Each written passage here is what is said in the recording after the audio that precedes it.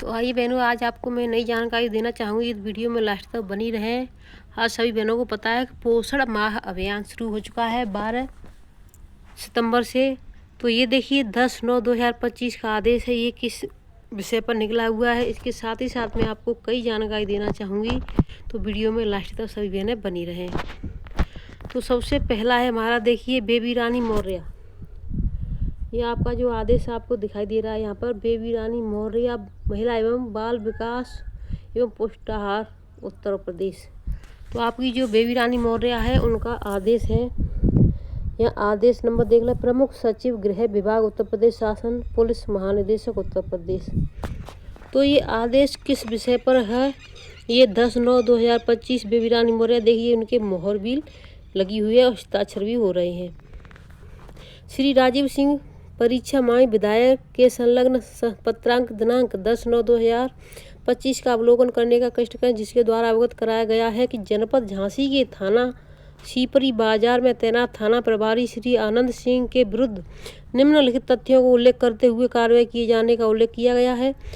यहाँ यह भी अवगत कराना है कि दिनांक 1/9/25 को प्रभारी मंत्री के रूप में झांसी भ्रमण के दौरान माननीय विधायक जी द्वारा मुझसे भेंट की गई थी और श्री आनंद सिंह थाना प्रभारी की पत्र में उल्लिखित बिंदुओं के संबंध में अवगत कराया गया कि श्री आनंद सिंह मुझसे व्यक्तिगत रंजिश रखते हैं तथा सार्वजनिक रूप से मेरे विरुद्ध अभद्र भाषा का प्रयोग करते हैं और बार बार यह कहते हैं कि मुझे जो करना था वह कर लिया। मेरे द्वारा थाना प्रभारी श्री आनंद सिंह को बुलाया गया और संबंधित प्रकरण में जानकारी चाही गई।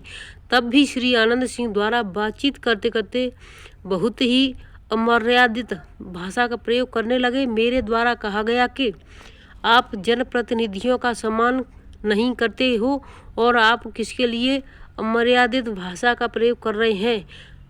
माननीय विधायक जी द्वारा थाना प्रभारी को निलंबित करते हुए विभागीय कार्रवाई किए जाने के साथ ही बर्खास्त करने का अनुरोध किया गया है। अतः कृपया पत्र में वर्णित बिंदुओं तथ्यों को दृष्टिगत रखते हुए श्री आनंद सिंह थाना प्रभारी सीपरी बाजार झांसी के विरुद्ध विभागीय अनुशासनात्मक कार्रवाई करने का कष्ट करें। संलग्न। तो देखिए, यानी बेबी रानी जो मंत्री हैं उन्होंने इसका साथ ही साथ एकदम से निकाल दिया, क्योंकि वो उनकी पार्टी के हैं, सांसद हैं, विधायक हैं। लेकिन जब आंगनबाड़ी बहनें कुछ उनको इस तरीके की समस्या सुनाने जाती हैं, लेटर देती हैं, ज्ञापन सौंपती हैं, तो उस चीज़ को वो आगे क्यों नहीं बढ़ाती हैं? वो उनके विभाग का काम है, फिर भी नहीं बढ़ाती हैं, क्योंकि इन चीज़ों से उनको कोई लेना देना नहीं है। अब मैं आपको देखिए 60% रिक्त पदों वाले जिलों का ही दिया है विकल्प। निदेशक बताए मुख्य सेविकाओं को मेरिट के आधार पर आवंटित होंगे जिले, यानी जो मुख्य सेविका हैं उनको मेरिट के हिसाब पर जिले आवंटित होंगे। आईसीडीएस निदेशक शरणीत कौर ब्रोका ने बताया कि नवचयनित मुख्य सेविकाओं को तैनाती के लिए वरीयता और मेरिट के आधार पर जिलों का विकल्प दिया गया है। जिन 59 जिलों का विकल्प भरने के लिए पोर्टल खोला गया है उनमें मुख्य सेविका के 60% या इससे अधिक पद रिक्त हैं, इसलिए पहले इन जिलों का विकल्प दिया गया है। निदेशक ने स्पष्ट किया कि पदोन्नति पाने वाली सीडीपीओ को भी तैनाती के लिए उन 36 जिलों का ही विकल्प दिया गया है जिनमें उनके 60% या अधिक पद खाली हैं। निदेशक की ओर से जारी विज्ञप्ति में बताया गया है कि पोर्टल पर रिक्त पद वाले जिलों में वरीयता के आधार पर ही तैनाती देने की व्यवस्था की गई है। इसमें किसी भी स्तर पर गड़बड़ी नहीं हो पाएगी। निदेशक की ओर से दी गई जानकारी के मुताबिक न चयनित मुख्य सेविकाओं को जिले का आवंटन परीक्षा में प्राप्त अंकों के आधार पर और नव पदोन्नति सीडीपीओ की तैनाती के लिए जिलों का आवंटन वरिष्ठता के आधार पर किए जाने की भी व्यवस्था है। तो बहनों, अब आपके लिए बहुत ज़रूरी सूचना है, तो लास्ट तक बनी रहें। एक सूचना ये है कि कोर्ट का फैसला फिर से आ गया है, तो मैं लास्ट तक आपको बताती रहूँगी। आप सभी छोटी बड़ी खबरें देखने के लिए चैनल को सब्सक्राइब अवश्य कर लें जिन्होंने नहीं किया है, और जिन्होंने कर लिया है उनके लिए बहुत बहुत धन्यवाद। देखिए, आज 12 तारीख है। पहला जो सामुदायिक गतिविधि कैलेंडर था उसमें 12 तारीख को यानी गोद भराई थी, लेकिन उसका संशोधन कर दिया गया है। अब डेटें चेंज हो चुकी हैं, तो उसका वीडियो डाल दिया, आप जाकर के देख लें। आंगनबाड़ी केंद्र से गायब रहने वाली आंगनबाड़ी कार्यकर्ती पर सीडीपीओ मेहरबान है। पूरनपुर की खबर है। उत्तर प्रदेश सरकार कुपोषण की समस्या से निपटने के लिए बाल विकास परियोजना के अंतर्गत लाखों रुपए खर्च कर रही है, जिससे प्रदेश में कोई भी कुपोषण का शिकार न बन सके। उत्तर प्रदेश सरकार के लाख प्रयासों के बाद भी बाल विकास परियोजना का लाभ लोगों तक नहीं पहुंच पा रहा है, जिसकी वजह है कि विभाग के उदासीन अधिकारी। बाल विकास परियोजना अधिकारी CDPO ने आंगनबाड़ी केंद्र बंद होने की जानकारी की गई तो उन्होंने कह दिया कि उन्हें उसकी जानकारी नहीं है। अगर आंगनबाड़ी केंद्र बंद है तो फोटो भेज दो, मैं दिखवाता हूँ। इन शब्दों के साथ CDPO ने मामले से किनारा कर लिया। गांव में आंगनबाड़ी केंद्र है जिस पर गांव की ही आंगनबाड़ी कार्यकर्ती की तैनाती है। आंगनबाड़ी केंद्र पर तैनाती होने के बाद भी लाभार्थियों को आंगनबाड़ी कार्यकर्ती पोषाहार घर से वितरण करती है। लाभार्थियों का आरोप है कि आंगनबाड़ी केंद्र पर आंगनबाड़ी कार्यकर्ती और उसकी सास सहायिका के तौर पर दोनों काम करते हैं। आंगनबाड़ी केंद्र पर अक्सर ताला लगा रहता है। एक घर पूरनपुर में खरीद लिया है। अब आंगनबाड़ी कार्यकर्ती पूरनपुर में ही रहती है, इसलिए आंगनबाड़ी कार्यकर्ती का आना कभी कभार ही होता है। बुधवार को भी आंगनबाड़ी केंद्र पर ताला लटक रहा था। आंगनबाड़ी के केंद्र बंद होने की सूचना फोन से बाल विकास परियोजना अधिकारी CDPO नीरज कुमार से जानकारी की गई तो उन्होंने आंगनबाड़ी केंद्र बंद होने की जानकारी होने से साफ इनकार कर दिया। उन्होंने कहा, मुझे इसकी जानकारी नहीं है। अगर आंगनबाड़ी केंद्र बंद है तो उसके फ़ोटो मुझे भेज दो, मैं आंगनबाड़ी कार्यकर्ती से बात करता हूँ। तो देखिए, उन्होंने ये कह करके पल्ला झाड़ दिया। लेकिन कुछ बहनें ऐसी हैं जो कार्य नहीं करती हैं, लेकिन जो बहनें करती हैं उनके लिए समस्या सबसे ज़्यादा है। जो करती हैं उन्हीं का केंद्र बार बार चेक होता है कि चलो वो केंद्र अच्छा है, वहाँ बच्चे मिलते हैं, उसी को चेक कर लो। लेकिन जो घर बैठे यानी पेंशन समझ लो आप ले रही हैं, उनके लिए कोई अधिकारी, कोई CDPO, कोई कुछ नहीं है। और यही समस्या है कि यानी कोई PLI अगर नहीं मिलता है इन बहनों को तो इनको कोई फ़र्क नहीं पड़ता है, क्योंकि इन्हें मेहनत करनी नहीं है, अपना केंद्र खोलना नहीं है, समय से आना नहीं है, बच्चे पढ़ाने नहीं है, पोषाहार वो अपने घर से बांट देती हैं। बाकी जो बहनों के लिए फिर ये समस्या बहुत बड़ी होती है कि प्रतिदिन केंद्र भी खोलना है, बच्चे भी पढ़ाने हैं और बाकी सभी जो कार्य होते हैं वो भी करने हैं, और फिर भी पैसा ना आए तो बड़ा दुख होता है।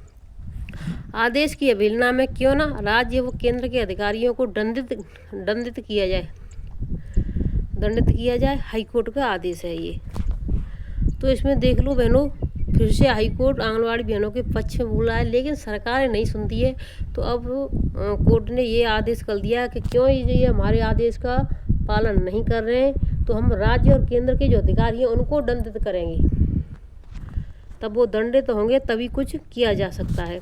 तो हाईकोर्ट की लखनऊ पीठ ने अवमानना के मामले प्रदेश की 3,72,000 आंगनबाड़ी कार्यकर्ताओं को सहायिकाओं को केचुएटी का भुगतान न किए जाने पर सख्त रुख अपनाया है। कोर्ट ने मामले में पक्षकार बाल विकास एवं पुष्टार विभाग की सचिव B चंद्रकला समेत अन्य अफसरों को नोटिस जारी कर कारण पूछा है कि आखिर रिट कोर्ट की जानबूझकर अवज्ञा के लिए उन्हें क्यों न दंडित किया जाए। कोर्ट ने चेतावनी दी कि कारण बताने में नाकाम रहने पर इन अफसरों को तलब कर इन पर अवमानना के आरोप तय किए जा सकते हैं। न्यायमूर्ति राजीव सिंह की एकल पीठ ने यह आदेश उत्तर प्रदेश महिला आंगनबाड़ी कर्मचारी संघ की ओर से दाखिल अवमानना याचिका पर दिया। याची संघ की अधिवक्ता अभिलाषा पांडे का कहना था कि पहले अन्य याचिका पर रिट कोर्ट ने 15 दिसंबर 2023 को राज्य और केंद्र सरकार के अफसरों को सभी अर्ध आंगनबाड़ी कार्यकर्ताओं सहायिकाओं को ग्रेचुइटी का भुगतान 4 माह के भीतर किए जाने का निर्देश दिया था। यानी कब दिया था? दिसंबर में, 2024 दिसंबर थी, और यानी कि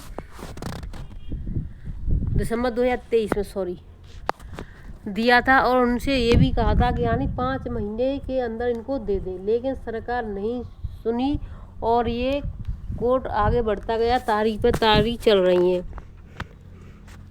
संघ की ओर से बार बार अनुरोध के बावजूद सरकार ने आदेश के 5 माह बीत जाने के बाद भी इस आदेश का पालन नहीं किया। इसके खिलाफ संघ ने यह अवमानना याचिका दाखिल की। इस पर कोर्ट ने कड़ा रुख अपनाते हुए केंद्र में महिला बाल विकास विभाग मंत्रालय के सचिव और राज्य सरकार के सचिव और अन्य अफसरों को नोटिस जारी कर पूछा है कि उन्हें आदेश की अवज्ञा के लिए दंडित क्यों न किया जाए। साथ ही चेतावनी के कारण बताने में नाकाम रहने पर केंद्र और राज्य के अधिकारियों को तलब कर उनके खिलाफ आरोप तय किए जा सकते हैं। कोर्ट ने मामले की अगली सुनवाई 26 जुलाई को नियत की है। यानी ये देखिए, जो 26 जुलाई आपकी निकल चुकी है, उसको इसकी अगली सुनवाई हो चुकी थी। अब देखिए, इसकी अगली सुनवाई फिर अगले महीने के लिए है। तो अब ये यानी कोर्ट ने बहुत अच्छी यानी जो किया है कि सरकारें जब सुनती नहीं है, कोर्ट का कोई आदेश नहीं मानती हैं, तो क्यों ना राज्य और केंद्र के जो सचिव हैं, सबसे पहले उन पर तलवार लटकाई जाए, उनके विरुद्ध। ठीक, मंत्रालय विभाग के सचिव और राज्य सरकार के सचिव, इन पर, उसके बाद फिर अधिकारियों पर, क्योंकि ये ऊपर से आदेश नहीं करते हैं या अधिकारी नहीं इस चीज़ों को मानते हैं। कौन क्या कर रहा है, कोई वहाँ पर कोर्ट पर पहुँचना नहीं है, कोई इनके यहाँ पर नोटिस भेज जा रही है तो उनका जवाब देने के लिए नहीं पहुँच रहा है। तो इसलिए कोर्ट ने ये सख्त रुख अपनाया है और आंगनबाड़ी बहनों के लिए ये बहुत अच्छी जानकारी दी है। अब मैं आपको एक और जानकारी देना चाहूँगी, बहनों लास्ट तक बनी। तो देखिए, संयुक्त राष्ट्र की रिपोर्ट आहार में जंक फूड के इस्तेमाल को लेकर दी गई चेतावनी। दुनिया में मोटे बच्चों की संख्या बढ़ी है, यानी दुनिया में मोटे बच्चों की संख्या बढ़ रही है क्योंकि जंक फूड जैसी चीज़ें खा रहे हैं। 190 से अधिक देशों में आंकड़ों पर रिपोर्ट जताई गई है। दुनिया भर में बच्चों के स्वास्थ्य पर मंडराता जंक फूड का खतरा नई चिंता बनकर उभरा है। तो देखिए, इसमें साफ नहीं दिखाई दे रहा है, इसलिए हम आपको, क्योंकि जो मशीन ने छापा है वो वहीं डबल अक्षर उस पर कर दिए गए हैं। चूल्हा चौका करने वाली 1.15 लाख ग्रामीण महिलाएं अब हो गई लखपति। तो कृषि और पशुपालन में दिखाई रुचि, बैंकिंग और विद्युत सेवा की सबसे अधिक कमाई। तो ये यानी कि महिला एवं स्वयं सहायता समूह की महिलाओं की आमदनी बढ़ाने के लिए शुरू हुई लखपति दीदी योजना से रंग ला रही है। 1,15,000 लाख महिलाएं लखपति हो चुकी हैं। चूल्हा चौका करने वाली महिलाएं नए काम से जुड़ी तो उनके नज़रिए में भी बदलाव आया। जिले में 1,37,999 महिलाओं को लखपति दीदी बनाने का लक्ष्य था। 1,28,000 का सर्वे किया गया तो 1,15,000 लखपति सामने आई। सर्वे जारी है। सर्वे के लिए नियुक्त की गई लखपति दीदी अपने अपने ब्लॉक में जाकर ऐप के माध्यम से समूह की महिलाओं की आय की व्यवस्था वास्तविक जानकारी जुटा रही हैं। केस नंबर 1, इंडिया ब्लॉक के मोगराव गांव की प्रमिला बैंक खाता सखी का रोल मॉडल है। वर्तमान में 7,000 महिलाएं उनके समूह से जुड़ी हैं। आमदनी 3 लाख का आंकड़ा पार कर गई है। केस नंबर 2, सोराव ब्लॉक में गुरुगांव की रहने वाली विद्युत सखी संजू मौर्य लखपति दीदी है। शीतलता स्वयं सहायता समूह से जुड़ी संजू आज 1.5 से 2 लाख कमा रही है। केस नंबर 3, प्रतापपुर ब्लॉक के राष्ट्रीयपुर ग्राम पंचायत की शिव कुमारी राधा आजीविका समूह से जुड़ी है। शिव मूर्ति कला केंद्र के नाम से मिट्टी की मूर्तियां और कुल्हड़ बनाने का कार्य शुरू किया है। मां दुर्गा की मूर्तियां बनाने के इतने ऑर्डर आए हैं कि अब वह आपूर्ति करने से मना कर रही हैं। केस नंबर 4, चक मोहम्मद की दुर्गा स्वयं सहायता समूह की विद्युत सखी सुषमा 75 लाख से अधिक का बिजली बिल बकाया जमा करा चुकी हैं। इससे वह लखपति दीदी की आय की श्रेणी में आ गई हैं। अभी तक 1,15,000 महिलाओं की लखपति दीदी के रूप में चिन्हित किया जा चुका है। 1,28,000 का सर्वे किया जा चुका है। लखपति दीदी योजना के माध्यम से समूह की महिलाओं को आर्थिक के रूप में सशक्त और स्वावलंबी बनाने के प्रयास हो रही है। अपेक्षित कामयाबी हासिल हो रही है। तो देखिए, स्वयं सहायता समूहों को यानी बिजली का बिल, बाकी सभी कार्यों में जुड़ा ये सही था, लेकिन आंगनबाड़ी बहनों के साथ जुड़ करके आप सरकार ने बहुत ही बड़ा यानी काम खराब कर दिया। क्योंकि देखिए, जो लाभार्थियों का राशन था वो लाभार्थियों तक नहीं पहुंच रहा था, ना पहुंच रहा है अभी भी। क्षेत्र में बनी सर्वाधिक लखपति समूह की इन ग्रामीण महिलाओं ने कृषि, दुग्ध उत्पादन, मछली पालन, मधुमक्खी पालन, रेशम उत्पादन, बैंकिंग, विद्युत और सोलर ऊर्जा से स्वरोजगार को माध्यम बनाकर लखपति दीदी का मुकाम हासिल किया है। सबसे अधिक कृषि और उसके बाद पशुपालन के क्षेत्र में लखपति दीदी जुड़ी है। जिले में कोरा ब्लॉक में सबसे अधिक 11.92 लखपति दीदी हैं। 11,092 लखपति दीदी हैं। उसके बाद 9,492 लखपति दीदी बहरिया ब्लॉक में है, करछना में 7,100, धनुपुर में 7,000 और हंडिया में 6,800 लखपति दीदी है। तो इस तरीके से लखपति दीदी का बच्चे का आधार कार्ड अपडेट ये मैंने आपको कल की वीडियो में बता दिया है। तो जा करके अपना देख लें, चैनल सब्सक्राइब कर लें, वीडियो लाइक शेयर कर दें। फिर मिलती हूँ नई अपडेट के साथ, तब तक के लिए धन्यवाद। बहनों वीडियो बनाने थोड़ा लेट हो जाते हैं, आप सभी को पता है, श्राद्ध चल रहे हैं इस समय।